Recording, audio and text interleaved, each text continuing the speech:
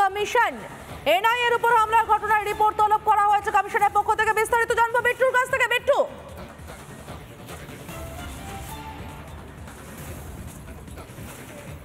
দেখো, আজকে বিশেষ পুলিশ পর্যবেক্ষকের সঙ্গে ডিজিপির বৈঠক হয়েছে 12টার সময় আজকে সেই বৈঠক, এবং সেই বৈঠক থেকেই মূলত আমরা যেটা জানতে পাচ্ছি ডিজিপির কাছে রিপোর্ট চেয়েছে কমিশন। যেটা জানা যাচ্ছে বিশেষ পুলিশ পর্যবেক্ষক মূলত এই রিপোর্ট চেয়েছেন, এবং এক্ষেত্রে দাঁড়িয়ে পুলিশের কি ভূমিকা ছিল তুমি কারণ জানো যে এনআইএ যখন তদন্ত করতে যায় তখন স্বাভাবিকভাবে প্রোটোকলের মধ্যে পড়ে স্থানীয় পুলিশকে জানিয়ে যাওয়া। সেক্ষেত্রে স্থানীয় পুলিশের কি ভূমিকা ছিল সেইটা মূলত জানা, এবং তার পাশাপাশি আইন শৃঙ্খলা পরিস্থিতি কোন জায়গায় আছে সবটা মিলিয়ে ডিজিপির কাছে রিপোর্ট চাওয়া হয়েছে কমিশনের তরফে। বলা যেতে পারে বিশেষ পুলিশ পর্যবেক্ষক তিনি রিপোর্ট চেয়েছেন। শুধু তাই নয়, এই মুহূর্তে দাঁড়িয়ে আমরা যেটা জানতে পাচ্ছি কমিশনের তরফে সেন্ট্রাল ফোর্সের একটা অংশকে গোটা এলাকায় পাঠানো হচ্ছে রুট মার্চ কনফিডেন্স বিল্ডিং এর জন্য। অন্যদিকে দাঁড়িয়ে বিজেপির তরফে শিশির বাজুরিয়া সহ অন্যান্য নেতৃত্বরা তারা এসছেন কমিশনে।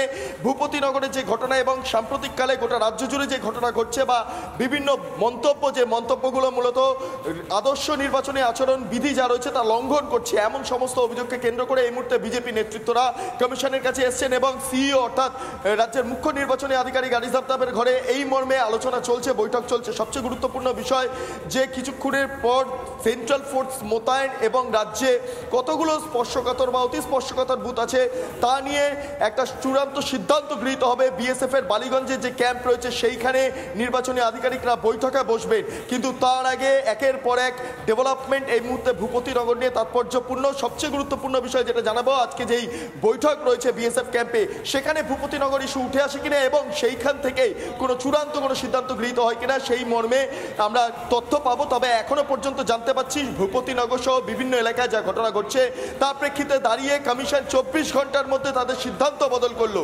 গত 24 ঘন্টা আগে কমিশন বলছিল যে 100% বুথে বাহিনী থাকবে না, যেগুলো স্পর্শকাতর বা অতি স্পর্শকাতর বুথ সেগুলোতে বাহিনী থাকবে, এবং তার পাশাপাশি বিভিন্ন জায়গায় ওয়েবকাস্টিং এর ব্যবস্থা করা হচ্ছে। কিন্তু এই মুহূর্তে আমরা যেটা জানতে পাচ্ছি কমিশন 24 ঘন্টার মধ্যে তাদের যে বয়ান তা বদল করে ফেললো, এবং 100% বুথে কেন্দ্রীয় বাহিনী থাকবে। মূলত কমিশনের তরফে এই মুহূর্তে সিদ্ধান্ত গৃহীত হয়েছে, যেটা ব্রেক করছে রিপাবলিক বাংলা। এই মুহূর্তে 100% বুথে কেন্দ্রীয় বাহিনী, তার পাশাপাশি আরো 100 কোম্পানি বাহিনী স্যাংশন হয়েছে, যেটা আমরা সূত্র মারফত জানতে পাচ্ছি।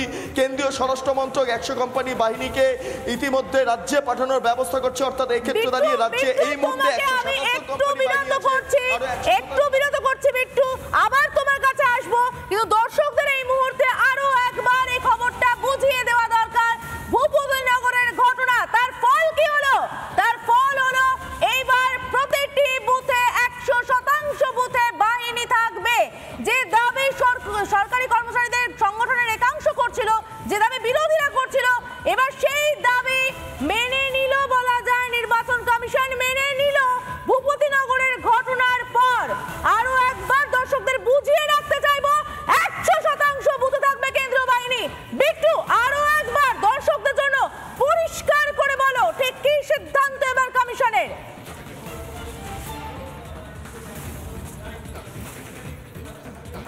দেখো, কমিশনের তরফে এই মুহূর্তে সিদ্ধান্ত গৃহীত হচ্ছে 100% বুথে বাহিনী মোতায়েন থাকবে। গতকাল এই সময় দাঁড়িয়ে যে কমিশনের সিদ্ধান্ত ছিল আমি তোমাকে জানাই 24 ঘন্টা আগে কমিশন বলছিল সব বুথে বাহিনী থাকবে না, বাহিনী থাকবে কেবলমাত্র স্পর্শকাতর এবং অতি স্পর্শকাতর বুথে, বাকিগুলোতে ওয়েবকাস্টিং এর ব্যবস্থা থাকবে। এবং তারপরই বিভিন্ন প্রশ্ন সামনে উঠতে থাকে। ভূপতিনগরের ঘটনা ঘটলো, তার জেরে এই মুহূর্তে কমিশনের সিদ্ধান্ত 100% বুথেই বাহিনী থাকতে হবে, না হলে নির্বাচন সুষ্ঠুভাবে সম্পন্ন হবে না। শুধু তাই নয়, 100 কোম্পানি বাহিনী আরো অতিরিক্ত পাঠানো হচ্ছে এই রাজ্যে। এই মুহূর্তের বড় ব্রেক, 100% বুথে যেমন বাহিনী থাকছে 100 কোম্পানি বাহিনী আরো পাঠানো হচ্ছে, সেই মর্মে গতকাল রাত্রেবেলায় একটা চূড়ান্ত সিদ্ধান্ত প্রায় হয়ে গেছিল। এবং আজকে ভূপতিনগরের ঘটনা তার অন্যতম কারণ হয়ে দাঁড়ালো 100 কোম্পানি বাহিনী আরো এ রাজ্যে প্রবেশ করছে। অর্থাৎ এই ক্ষেত্রে দাঁড়িয়ে 177 কোম্পানি বাহিনী রয়েছে, 150 কোম্পানি গত 1 মার্চ এবং 7 মার্চে এসছে, তারপরে আরো বাহিনী এসছিল আমরা দেখতে পেরেছি, যা মিলিয়ে 177 কোম্পানি ছিল, এবং এই মুহূর্তে আরো 2-1 দিনের মধ্যে 100 কোম্পানি বাহিনী আসবে। এবং তাৎপর্যপূর্ণ বিষয়, আজকে বিএসএফ ক্যাম্পে বৈঠক রয়েছে। সেই বৈঠক থেকে আরো চূড়ান্ত সিদ্ধান্ত গৃহীত হবে যে কিভাবে গোটা নির্বাচন প্রক্রিয়া সম্পন্ন হবে। তুমি জানো যে ইতিমধ্যে রাজ্যে যিনি দায়িত্বে এসেছেন, অর্থাৎ বিশেষ পর্যবেক্ষক, পুলিশ পর্যবেক্ষক, তারা কি সিদ্ধান্ত নিয়েছে? তারা বারবার বলছেন যে পঞ্চায়েত নির্বাচনে যে ঘটনাগুলো ঘটেছে, রাজ্যের আইন শৃঙ্খলা পরিস্থিতি নিয়ে যে ঘটনা ঘটেছে, সেই ঘটনা প্রেক্ষিতে দাঁড়িয়ে কমিশনকে রিপোর্ট দিতে হবে, এবং কমিশন সেই রিপোর্ট দিয়েছে এবং সেই রিপোর্টেও সন্তুষ্ট নয় দুই পর্যবেক্ষক, পুলিশ পর্যবেক্ষক এবং তার পাশাপাশি সাধারণ বিশেষ পর্যবেক্ষক। এবং এক্ষেত্রে দাঁড়িয়ে আজকের এই ধরনের ঘটনার জন্য কিভাবে সিদ্ধান্ত বদল হলো গোটা রাজ্যের মানুষ দেখতে পেলেন, এবং কোথাও গিয়ে নির্বাচন কমিশন নিঃসন্দেহে এদিকেও নজর রাখবে মুখ্যমন্ত্রীর আজকের বয়ানের উপর। এদিকে আমরা যে খবরে নজর রেখেছিলাম সন্তু, এনআইএ হামলার ঘটনাতেও কিন্তু কমিশন কড়া নজর রেখেছে। একদমই সহযোগিতা, ভূপতিনগরে যেভাবে এনআইএর উপর হামলা হয়েছে 5ই জানুয়ারি আমরা দেখেছিলাম, সন্দেশকারীতে একইভাবে ইডির আধিকারিকদের উপরেও হামলা হয়েছিল। সেই ঘটনা পুনরাবৃত্তি বলা যায়। আর এই বিষয় নিয়ে আমরা কথা বলেছিলাম নিশীথ প্রামাণিকের সঙ্গে, তিনি ঠিক কি বলছেন শুনবো। দেখুন, এই রাজ্যে বলবো যে রুল অফ ল সম্পূর্ণভাবে কোলাপসড হয়ে গেছে, এবং এক কথায় বলবো যে বিভিন্ন কেন্দ্রীয় এজেন্সির উপর যে আক্রমণের ঘটনা ঘটছে, এটা অত্যন্ত নিন্দনীয়। এবং আজকের ঘটনা, এটা আমি কড়া ভাষায় আমি নিন্দা করছি। এবং সবচাইতে বড় কথা যে যেভাবে একটার পর একটা ঘটনা বাংলায় ঘটছে, এর আগে আমরা দেখেছি সিবিআইয়ের উপর, ইডির উপর, এবারে আমাদের এনআইএর উপর আক্রমণ দেখতে পাই। যে কোনো কেন্দ্রীয় নিরপেক্ষ তদন্তকারী সংস্থার উপর কেন বারবার আক্রমণ হচ্ছে বাংলায়? ভারতবর্ষের অন্য কোনো রাজ্যে কেন আক্রমণ হয় না, শুধু বাংলাতেই কেন? আজকে বাংলার মানুষ এই প্রশ্ন করছে। নিশ্চিতভাবে আমরাও অপেক্ষায় থাকব যে এর জন্য কি ব্যবস্থা নেওয়া হয়। তবে বাংলায় বলবো যে বাংলায় যে আইন ব্যবস্থা সম্পূর্ণভাবে ভেঙে পড়েছে, এবং যিনি পুলিশ মন্ত্রী, তার অবিলম্বে পদত্যাগ করা উচিত।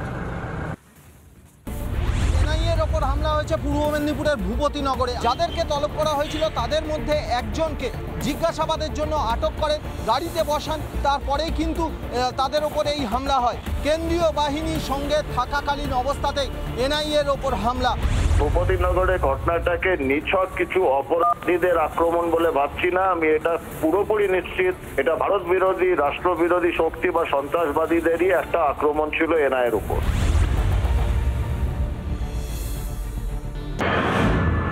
তদন্ত করতে গিয়ে রাজ্যে আরও একবার কেন্দ্রীয় তদন্তকারী সংস্থা আক্রান্ত। সন্দেশখালীর পর এবার পূর্ব মেদিনীপুরের ভূপতিনগরে এনআইএ ভূপতিনগর বিস্ফোরণের তদন্ত করতে গিয়ে আক্রান্ত হয়েছে। এনআইএর গাড়ির কাঁচ ভাঙা হয়েছে বলে জানা যাচ্ছে। ভূপতিনগর তদন্তে ইতিমধ্যেই 8 জনকে তলব করেছিল এনআইএ। দুবারের তলব করা হয়েছিল, কিন্তু এই 8 জনই দুবারের তলব স্কিপ করে গিয়েছিলেন। আজকের সকালে ভূপতিনগরে নির্দিষ্ট একজন ব্যক্তি অভিযুক্ত হিসাবে যাদেরকে তলব করেছিল, তাদের মধ্যে একজন ব্যক্তির বাড়িতে যান এনআইএ আধিকারিকরা।